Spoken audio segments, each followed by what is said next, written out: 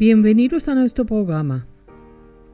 El jueves 25 de noviembre de 2021, en Madrid, tuvo lugar la presentación del libro El té de la libertad, escrito por doña Patricia Martínez de Vicente, antropóloga, social y escritora. El acto tuvo lugar con la colaboración de Vizo Madrid y la Asociación de Yad Vashem España. Les invitamos a escuchar la grabación de la presentación.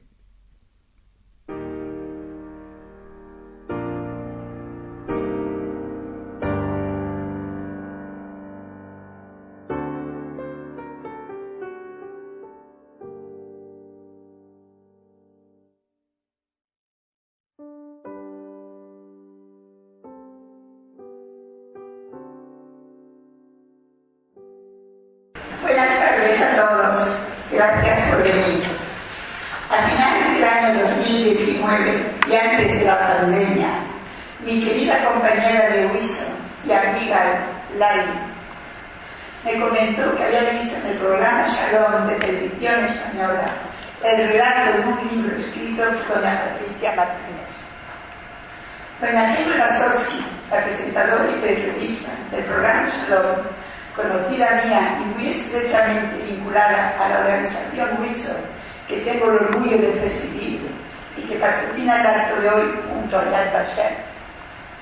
Inmediatamente contacté con la escritora, cuyos datos me facilitaron, y acordamos organizar un evento para presentar su libro. A título personal, quisiera hacer un pequeño comentario con mucha emoción. Al conocer que el tema del libro estaba vinculado al famoso salón de té Embassy, le recordé a mi madre, a quien tanto le gustaba conversar con la dueña, doña Margaret Taylor.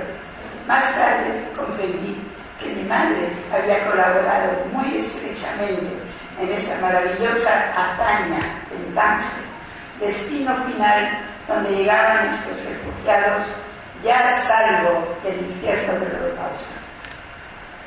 Amigos, las dos fuerzas que más admiro y respeto en el judaísmo es honrar la justicia y la bondad.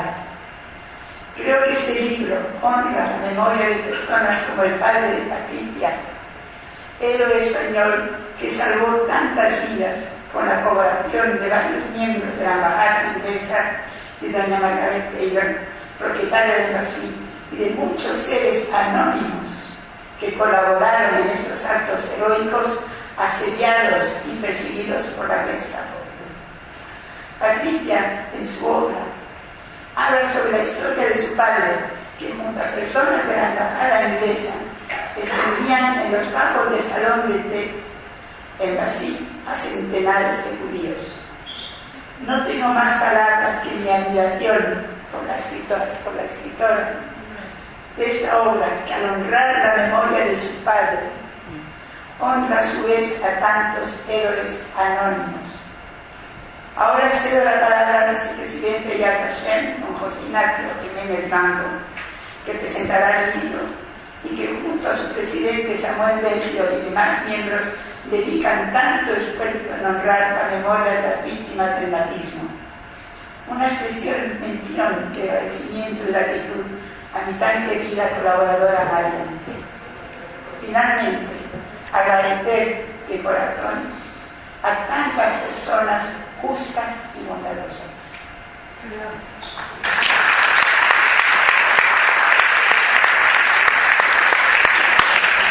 Muchas gracias, Astrid.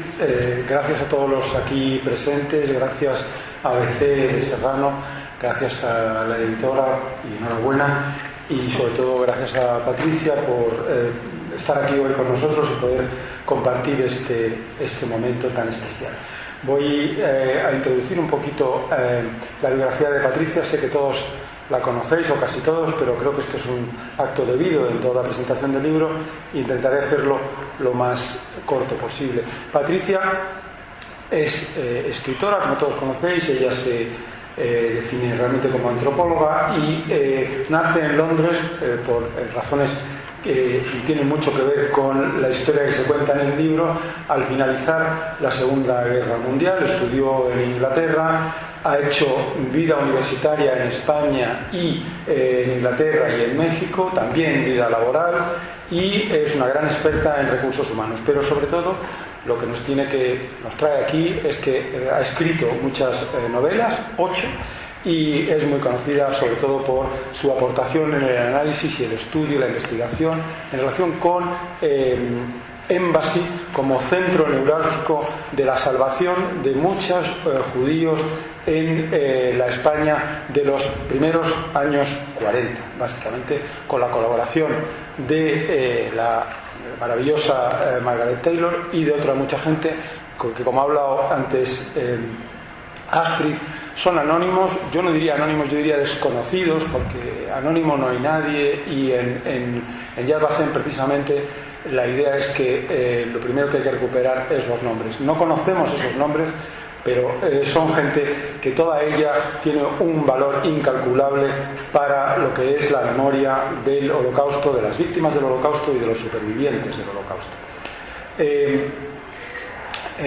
Para terminar esta breve descripción de la biografía de Patricia, diremos que ha intervenido también en multitud de conferencias en el Instituto Cervantes en España, en Londres y en Lisboa, y también incluso que se prepara una serie de televisión con sus novelas.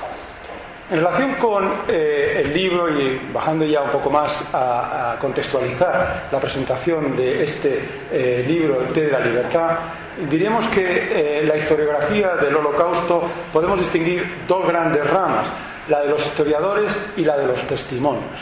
La de los historiadores empieza un poquito antes, básicamente con Raúl Hilberg a partir del año 60, pero los testimonios tardaron más. Es eso que llamamos la conspiración del silencio, que se rompe a raíz del juicio de Eichmann en el 61, con las primeras publicaciones con Elie Wiesel en el año también 60-61, o con Primo Levi. A partir de ahí empiezan los testimonios. ¿Por qué había habido esa conspiración de silencio? Pues hay muchas razones que lo explican. Algunos de ellos era un cierto complejo de ser superviviente, en otros casos era una necesidad de proteger a la propia familia, cada uno tenía su razón. La realidad es que a partir de los años 60 el testimonio de los supervivientes es cada vez más intenso y cada vez más profundo. Pero llega un momento en que el testimonio de los supervivientes, por razones naturales, empieza a decaer. Los supervivientes cada vez son menos, desgraciadamente, y entonces la historiografía del Holocausto toma una nueva forma, que es la de los hijos de esos supervivientes y la de la documentación que dejaron esos supervivientes. Muchos de ellos precisamente guardan ese silencio, dejando los papeles en algún cajón, en algún baúl, en algún sitio secreto, pero no tan secreto, porque la intención es que en algún momento revivan esos papeles, y este es el caso, entre otros muchos, del libro del té de la libertad. Recientemente hemos podido asistir aquí en Madrid a la presentación de libros en esta misma tendencia, como el libro de Ariana Neumann, el libro que se llama Cuando el tiempo se detuvo, de un superviviente checo que se trasladó a Venezuela, o el libro de Los papeles secretos de Pape, que se presentó hace tan solo 15 días. Es un fenómeno cada vez más frecuente. Y por lo tanto es un fenómeno que debemos de saludar con gran entusiasmo, porque realmente es una nueva forma de mantener vivo el recuerdo de las víctimas, y es una nueva forma de penetrar en el estudio y la investigación del Holocausto. En el libro concreto, el que nos trae aquí hoy, que es el té de la libertad, estamos hablando además de una elemento nuevo o muy novedoso en lo que es la historia del Holocausto, y es la conexión de la historia del Holocausto con España. ¿Por qué? Siempre hemos visto en España el Holocausto como una cosa que pasó en Europa, como una cosa que tuvo lugar de manos de los alemanes, de la que los españoles no tuvimos parte. No es verdad. Los españoles tuvimos parte, y algunos españoles, como es el caso de Lalo Martínez Alonso tuvieron un papel decisivo y un papel absolutamente encomiable, que es de lo que trata el libro, de ponerlo en valor. No solo el papel de Eduardo, sino de otra mucha más gente que colaboró con él. Él tuvo una participación muy importante en el salvamento de judíos y de no judíos en el campo de concentración de Miranda de Ebro, también en el traslado hacia Galicia a través de la ruta de la Portela, de su casa en Redondela, etcétera, y además también con la conexión del café de Embassy, que es un elemento crucial en toda esta historia tan edificante y que nos debe orgullecer a todos como españoles, porque realmente eran españoles salvando judíos que no eran españoles, la inmensa mayoría de ellos. Recientemente también hemos podido, Samuel y yo, por ejemplo, estar conociendo la ruta por la que escapaban los judíos de Francia a través de Baqueira y del Valle de Arán, y eso también ha dado lugar a un libro reciente, precioso, en el que precisamente también debemos de poner en valor la importancia de los documentos. Hay una carta muy bonita que ha estado 75 años perdida y que ha podido ser entregada hace pocos años a su destinataria en Tel Aviv. Todo eso enmarca este estupendo libro y quería terminar diciendo alguna cosa. El libro es un libro de Lalo Martínez Alonso, pero también es un libro en el que hay otros personajes, primero empezando por Churchill, que evidentemente tiene un papel mucho más importante del que nos podíamos imaginar, pero también está Alan Hilgard, está Margarita Taylor, y están muchos otros personas que no tienen nombre porque no lo conocemos, pero sí tenían un nombre, que son los marineros de Vigo, de la Ría, que ayudaron y colaboraron en esta empresa tan importante y tan valiosa. Por eso yo quiero decir, para terminar, que para poner en valor la figura de Lalo, perdona que lo llame así, pero me da la sensación de que es como había que llamarle, hay que decir fundamentalmente que estamos ante una persona buena, un hombre bueno, un médico con todas las letras y por lo tanto un humanista. Si de alguien tenemos que esperar obras buenas es de los médicos, y él hace honor a su condición de español, a su condición de médico y a su condición de hombre bueno con extraordinaria labor que hizo en los años 40, arriesgando su vida, porque es verdad que en un momento dado, si no es por el aviso de la embajada británica, que tiene un papel fundamental en la historia, pues posiblemente la historia hubiera sido bien distinta. No quiero hablar más porque seguramente me estoy alargando más de lo debido, y doy paso a Patricia, dándole también mi enhorabuena por su libro, que recomiendo su lectura evidentemente a todos los aquí presentes y a los no presentes también, para que lo difundan. Muchísimas gracias.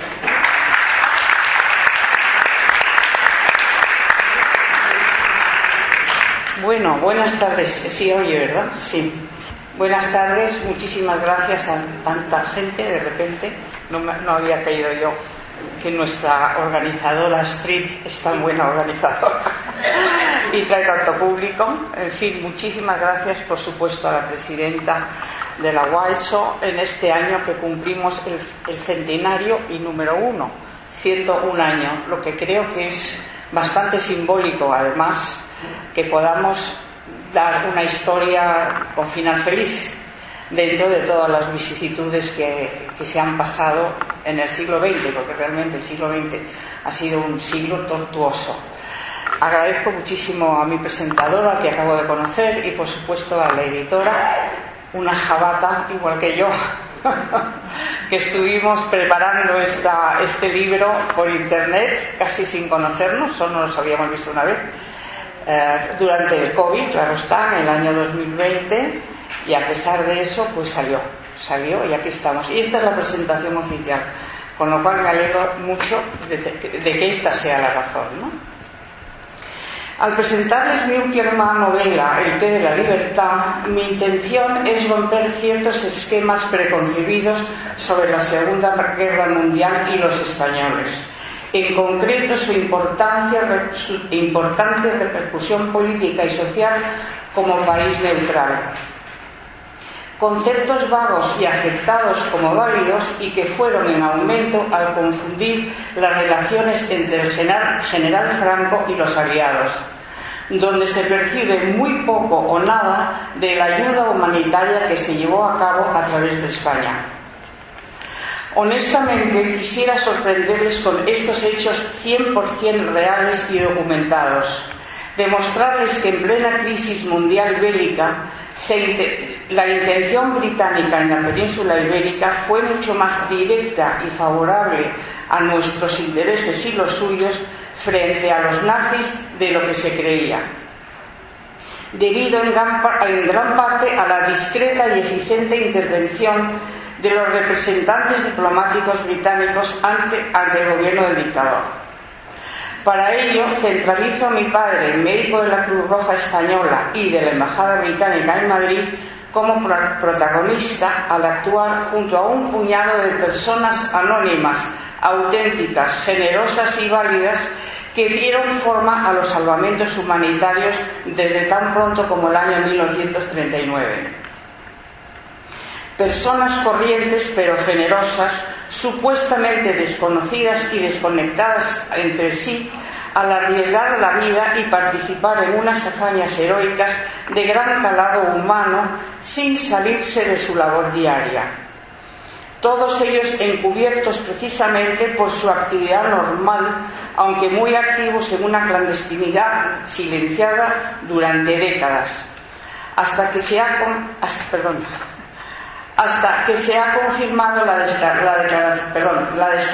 desclasificación de los documentos oficiales a partir del año 2005, con el Freedom of Information Act, que por cierto me avisaron de la Embajada Británica. Tengo que reconocer que se habían desclasificado los documentos y que por suerte apareció un archivo de mi padre entre estos documentos más miles que había.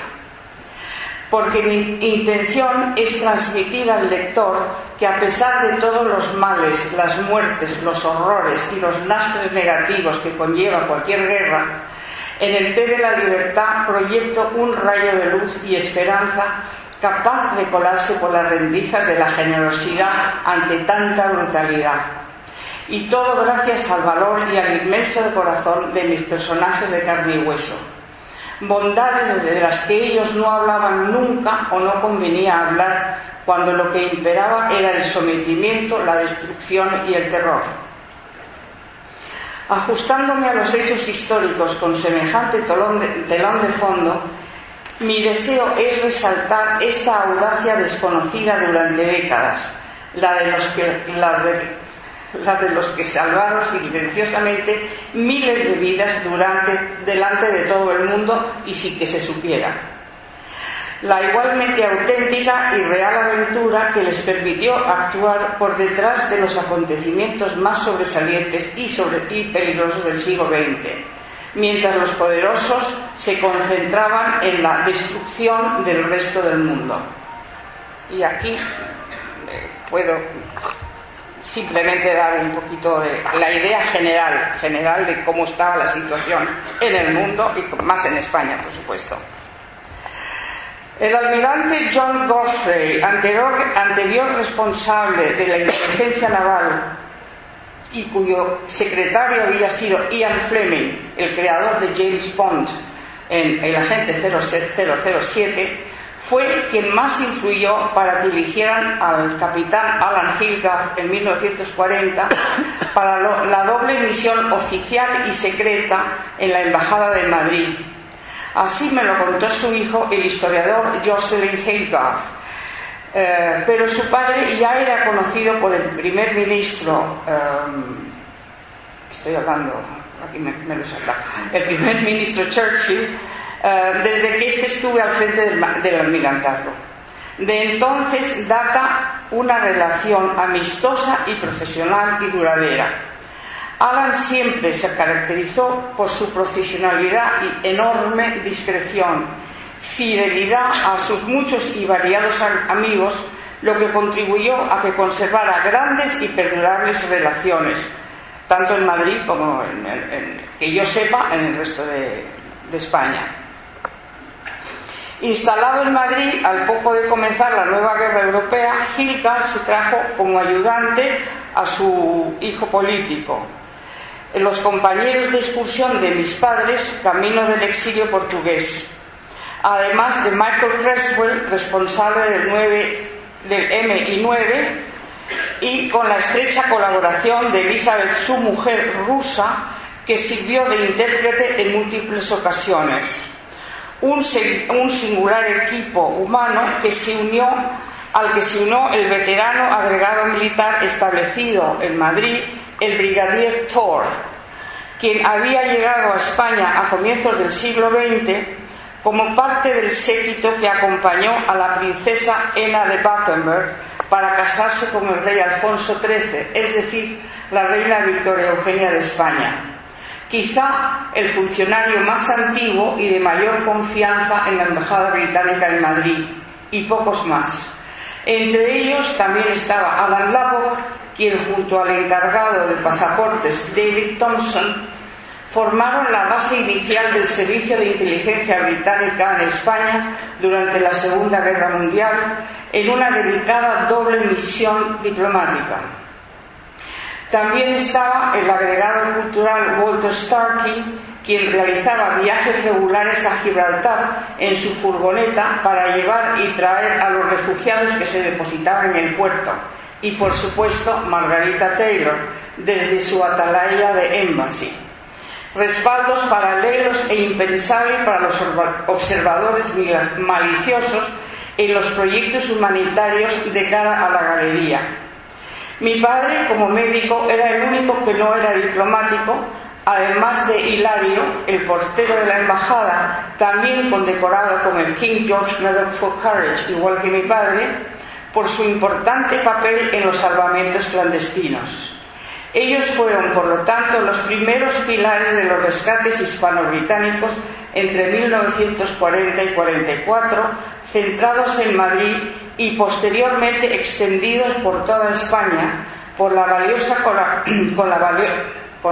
colaboración de los 22 cónsules británicos, que continuaron funcionando incluso con mayor intensidad después que mi padre se marchó en el año 42. Un momento, que tengo que beber.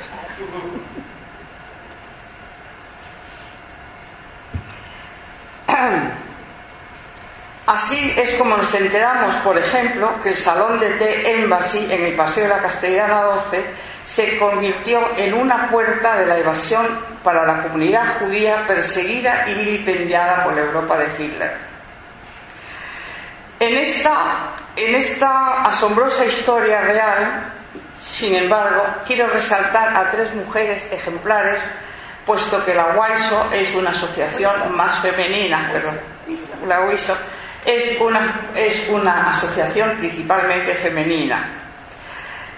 Y hoy voy a elegir tres heroínas de las que hablo en mi libro. Por lo tanto, empiezo por doña Margarita Taylor.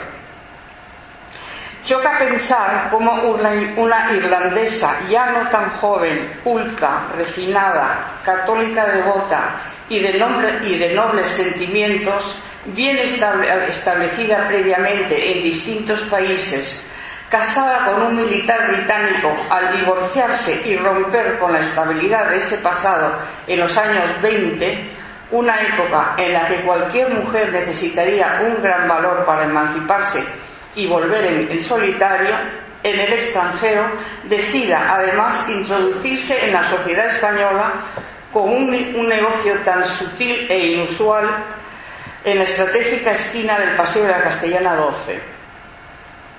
Una capital europea entonces de menor calibre que París o Berlín y cuya sociedad hasta cierto punto le venía pequeña a la mujer de mundo que era Margarita. Sin duda tenía que haber algo más profundo detrás, y como sí hay algo más profundo detrás, y lo cuento por primera vez, tendrán ustedes que leerme. porque aquí es muy largo. Pero sí es muy importante y además estoy bien asesorada. La persona que me lo contó sabía bien qué había detrás. Y no solo al elegir un nombre sellado en inglés para airearlo en un rincón tan visible del barrio Salamanca, aunque sí como el coletazo de la influencia social y política tardía y discreta, apenas perceptible, fuera de un círculo muy estrecho entre ciertos monárquicos románticos, aquellos que aún recordaban nostálgicos a la última reina de España, la inglesa Victoria Eugenia de Battenberg, casada con Alfonso XIII, aunque ya hubiera abandonado su papel real para el resto de los españoles. Por lo tanto, Embassy se convirtió en el punto de referencia y reunión social no solo para el último reducto de monárquicos prefranquistas y de antiguas damas bilingües de la corte, vecinos de los palacetes colindantes como la duquesa de Lécera o la condesa de la Maza, sino de aquellos anglófilos que acudían al cobijo del discreto encanto madrileño de tinte británico con aroma de té inglés. Una élite cosmopolita internacional difícil de encontrar en ningún otro lugar de España. Clientes que giraban alrededor del incipiente asentamiento británico por motivos profesionales o comerciales, atraídos por beneficios indirectos que les aportaba la discreta y bellísima reina Victoria Eugenia, como fueron los iniciadores del club inglés, el Banco de Londres, los equipos de rugby en los campos universitarios, las primeras escuelas de aviación y, quizá lo más importante de todo, la Cruz Roja Española, inaugurada y apoyada por la reina de España desde su inicio en 1916 hasta el mismo día que ella salió del país. Y ya en la posguerra, el Hospital Angloamericano y mi colegio, el Instituto Británico, del que me precio haber sido alumna durante 11 años. Hasta el punto de que la marcha de los reyes durante la República y a pesar de la Guerra Civil en el año 36, mantuvieron su trayectoria inicial y se quedaron. Desde entonces, los amigos de los británicos centralizados en Madrid se ensamblaron en la sociedad espontáneamente durante sus citas en Embassy. Un público variado y adinerado que, al igual que le ocurrió a Margarita Taylor, en pocos años ya habían logrado hacerse un hueco discreto y cómodo para cuando comenzó la Segunda Guerra Mundial. Fueron precisamente este conjunto de personas los que acudieron a la llamada de alerta por el estallido de la guerra, de tal forma que en cuanto se corrió la voz apenas perceptible de que hacían falta manos, gente, lugares de ocultación, familias de amparo, ropa, dinero, alimentos, en resumen, ser solidarios contra la adversidad bélica, los clientes más íntimos de Embassy se unieron a los funcionarios de las embajadas aliadas para ayudar como pudieran. Estos cooperantes, frívolos en apariencia, eran por lo tanto los más insospechados colaboradores para el gobierno fascista de los años 40, al ejercer la ética predominante de los extranjeros que allí se reunían para apoyar a las víctimas del nazismo en una Europa en la que huían clandestinamente a través de España. Es decir, una mini resistencia improvisada, mucho más ligera, es verdad, que la que pudiera existir en París o en Bruselas, ya atosigados por las tropas nazis, pero no por eso menos audaces en una lucha humanitaria encabezada y dirigida bajo cuerda desde el gobierno de Londres por medio de la embajada británica en Fernando el Santo.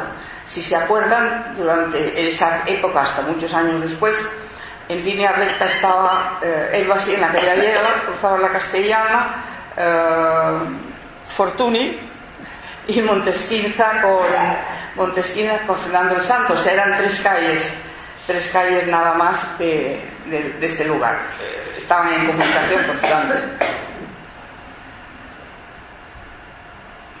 Concretamente, a través del agregado naval Alan Hillcap, quien simultaneaba su puesto diplomático como jefe de servicio secreto británico en este momento.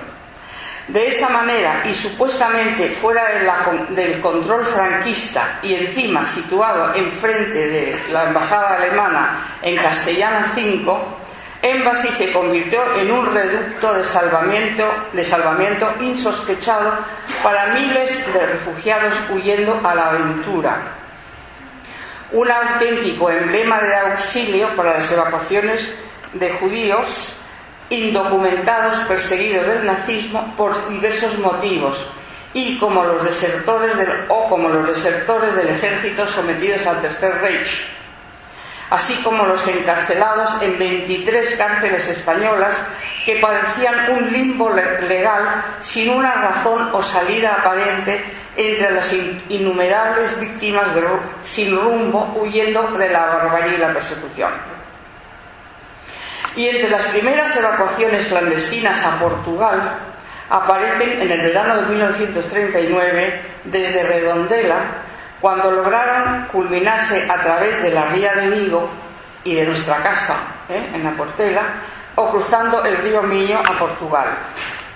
Y aquí aparece la segunda heroína de mi historia, Lola la Grande. Lola la Grande tiene 91 años. Es una anciana preciosa de pómulos marcados con un cutis pulcrísimo y manos de hilandera. Por la agilidad con que las mueve al gesticular, parecería que acaba de dejar los palitroques de Camariñas para hablarnos, si no fuera porque está ciega. Por su distinción y apostura innatas, nadie diría que hace años Lola labraba la huerta de mi abuela y ordeñaba sus vacas. Es decir, era la guardesa de la Portela junto a Angelito, su marido. Único testigo que quedaba de aquellas experiencias humanitarias anglo-gallegas cuando yo andaba rebuscando personajes vivos. Además de ella solo quedaba Margarita, que ya había fallecido, y quiero decir que además de Margarita, la única que había conocido a todos los fugitivos era Lola. Entonces era una persona muy importante para mí. ¿Cómo no me voy a acordar de Lalo?, me decía. Y a ti cuando venías a comer el caldo a mi casa, que es verdad, el mejor caldo gallego que he comido nunca. ¿Y te acuerdas también, Lola, de las noticias que yo busco? Pues claro, llegaban muchos hombres extranjeros, bien vestidos, paraban poco y salían enseguida. Yo preparaba las habitaciones y hacía la comida. ¿Y tú sabías a qué iban? Pues sí, andaban escapando. Así me lo decía tu padre. Al marchar cruzaban el río Miño por Guillarei. En Tui el agua estaba más honda. En Portugal quedaba otro amigo esperando para reunirse con ellos. Eran gente perseguida a muerte. Antes de marcharse, tu padre firmaba los certificados de defunción allí mismo en la mesa de la cocina. ¿Y cómo cruzaban el río? A nado. Basándome en estos ejemplos y cientos más ocurridos a lo largo de toda la guerra, hace ya mucho tiempo que he llegado a la conclusión de que en el té de la libertad relato quizá el único lado amable de la guerra, que es el que salva vidas, el que ejerce la caridad bien entendida sin ninguna connotación religiosa, puesto que por encima de todo esta es una historia de amor, o mejor aún, una cadena de historias reales de amor al prójimo y a la vida, como el amor que unió a mis padres, el que ejerció Margarita Taylor en su sermón. Perdón.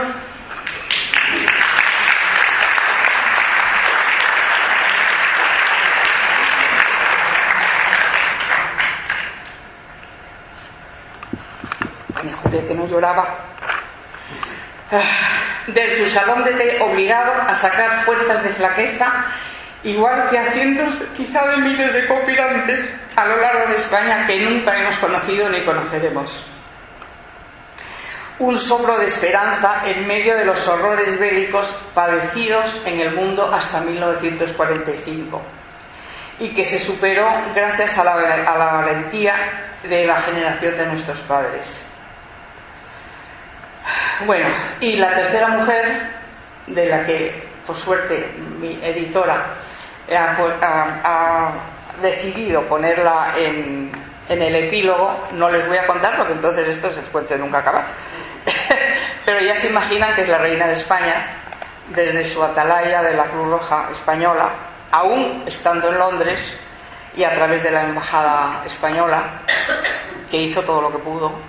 Obviamente el embajador en ese momento era el duque de Alba, así que la conexión amistosa y entrañable estaba ahí. Y termino con lo que la editora ha elegido como el epílogo, que me parece buenísimo. Mi padre fue un hombre civilizado que vivió en un tiempo incivilizado. En efecto, esta frase de William Styron en su novela La decisión de Sophie, y que pronuncia Meryl Streep con un marcado acento alemán en la película posterior, me encaja aquí como anillo al dedo. Además de civilizado, Eduardo Martínez Alonso era un hombre demasiado sensible y humano para ignorar la barbarie que palpó en directo durante los peores acontecimientos bélicos de su generación. Primero como médico en campaña durante la guerra civil, de la mano de la imparcial Cruz Roja, comentando por Extremadura en 1936 y rematando en Mundaka, en el País Vasco, en el 39.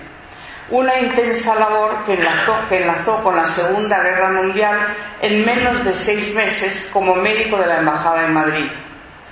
Estas circunstancias impuestas y añadidas a su bagaje personal le convirtieron en un humanista liberal y afranquista convencido, es decir, un demócrata monárquico y antifascista, como él mismo se describe en el año 1942 de su puño y letra al presentarse ante los funcionarios de Whitehall en Londres, ya una vez que llega en el 42.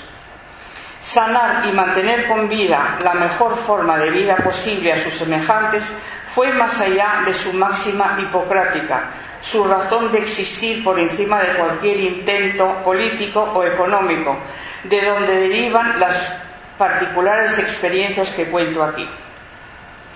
Así que, bueno, yo creo que por hoy ya tenemos bastante. Quisiera añadir también otra idea de la editora, que los documentos oficiales están en estos QRs o como se les llame.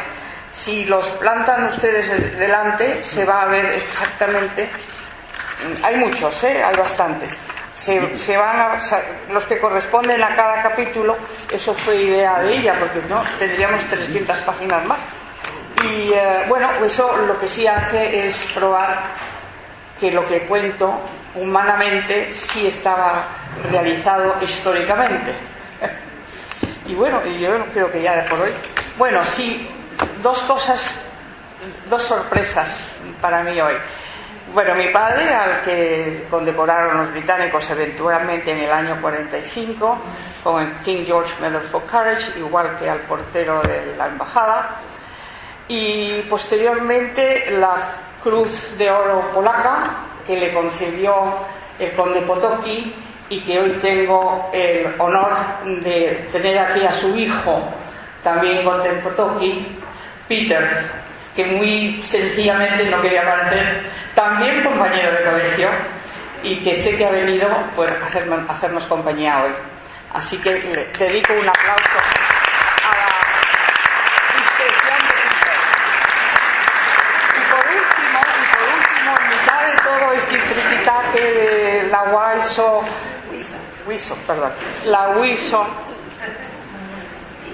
sí, es que lo digo en... el Yad Vashem, por supuesto, todavía no los conozco, y el International Wallenberg Foundation, que eso fue así un detallazo que han tenido de crear un sello de curso legal en Israel con la cara de mi padre, con la foto de mi padre, y que también se imprimió en el año 2020. Entonces estábamos haciendo el libro Underground nosotros, esto Underground, ella buscándome porque no nos podíamos encontrar. Pero bueno, es un paralelismo y al final, pues aquí estamos. Y aquí está la conclusión también.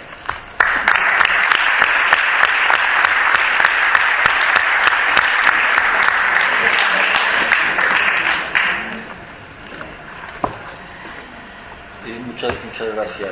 Ahora vamos a ceder la palabra sí. al presidente de Yad Vashem, que como sabéis todos colaboró con nosotros para organizar este acto. Gracias, mi querida Patricia. Gracias a vosotros por la oportunidad. Por ti está creciendo.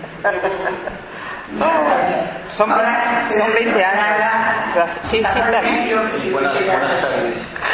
Antes de pronunciar unas cuantas palabras para cerrar esta bellísima exposición, donde se relata una historia de humanidad que tanto faltó en esos años, quiero agradecer a Astrid por su iniciativa, quiero agradecer a Patricia Martínez por haber tenido el valor de escribir el libro, porque hay que tener valor para escribir la historia. Y quiero agradecer a José Ignacio por su presentación y siempre su voluntad de compartir su conocimiento. Dice el Talmud que quien salva a un hombre salva la humanidad. Y en España pasaron 83.000 judíos durante la guerra huyendo del nazismo. No hay ningún país, incluyendo Suiza, que recibió tantos judíos huyendo de la barbarie nazi. Y por lo tanto hay que tratar de entender cómo en un Estado que mantuvo relaciones directas con la Alemania nazi, que en cierto modo en algún momento participó en esa contienda con una división que envió al frente soviético, cómo se desarrollaron esas historias de personas con sentimientos, con valores que querían estar a la altura de sus convicciones y permitieron que 83.000 judíos pudiesen sobrevivir. Es una historia de heroísmo.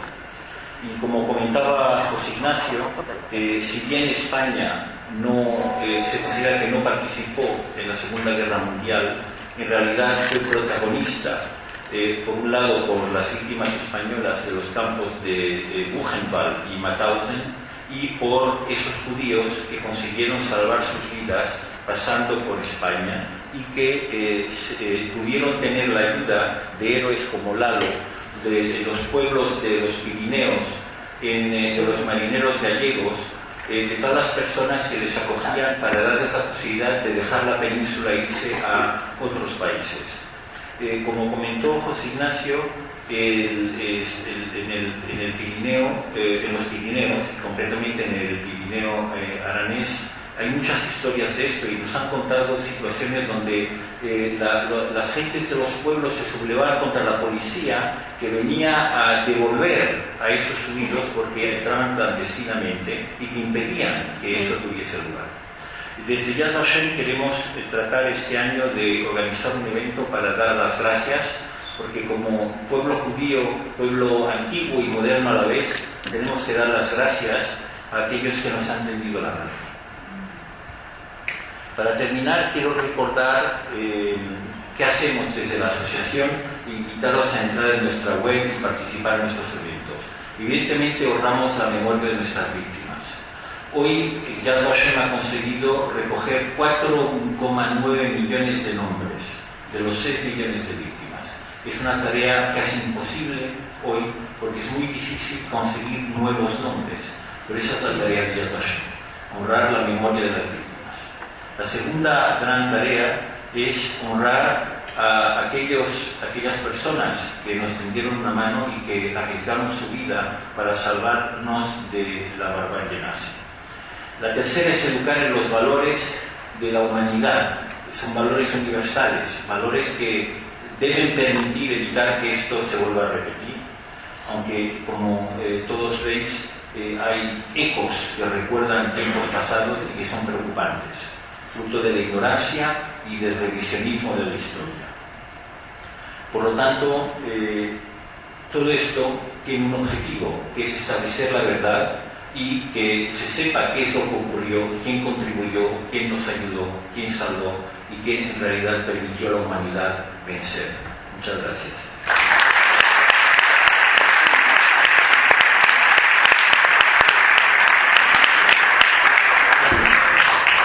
De nuevo, muchas amigas han venido bastante más tarde, como empezamos, y quería deciros que todo este acto está dedicado a la belleza de la bondad y a mi admiración total por este señor, este médico tan increíble, don Lalo, padre de esta mujer que sigue el camino igual. Por esta maravilla, como he dicho, la victoria es siempre la justicia y la bondad, y siempre predominan en todo. Muchas gracias. Gracias.